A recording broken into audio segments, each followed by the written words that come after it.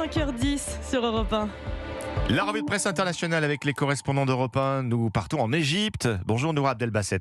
Bonjour. Correspondante d'Europe 1 au Caire, la guerre au Moyen-Orient. À la une, toujours des journaux égyptiens. De quoi parle la presse chez vous ?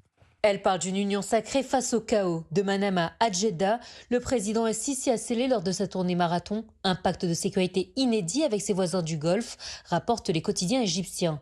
Face à l'escalade des tensions avec Téhéran, l'Égypte réaffirme sa position de garant de la stabilité, écrit l'Ahram. L'armée égyptienne, la plus puissante du monde arabe, s'érige désormais en bouclier protecteur des monarchies pétrolières, ajoute El Watan. Dans les colonnes de Gomhoreya, on souligne que la sécurité des alliés du Golfe est devenue une ligne rouge indissociable de la sécurité nationale égyptienne. Un pacte stratégique limpide, le Caire déploie son parapluie militaire pour assurer ses voisins, garantissant en échange le soutien financier crucial des pétrodollars pour son économie. Nous sommes maintenant en Italie avec Antonino Gallofaro. Vous êtes à Rome pour Europe 1. De quoi parle la presse italienne ? Les Italiens qui ont rejeté la réforme de la justice voulue par Giorgia Meloni.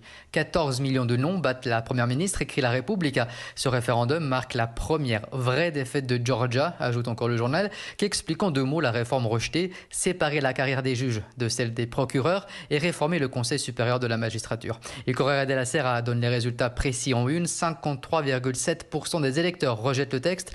Le quotidien donne la parole à la présidente du Conseil qui affirme aller de l'avant malgré la défaite et cite aussi la leader de l'opposition, Elly Schlein. Le gouvernement doit maintenant écouter le pays. La presse de droite, elle, est amère et commente, comme il journal, et les magistrats s'insurgent contre Meloni. La gauche pense aux prochaines élections. En somme, plus personne ne se soucie déjà plus de la justice. Nous sommes enfin au Royaume-Uni. Sarah Menaï, vous êtes à Londres pour Europe 1. De quoi parlent les médias britanniques ? De l'épidémie de méningite B qui frappe la région du Kent, au sud de l'Angleterre. Attention, épidémie, alerté la semaine dernière le Daily Star en une de son édition. 2 morts, titré de son côté un autre tabloïd, le Daily Mail, expliquant que l'épidémie était reliée à une boîte de nuit.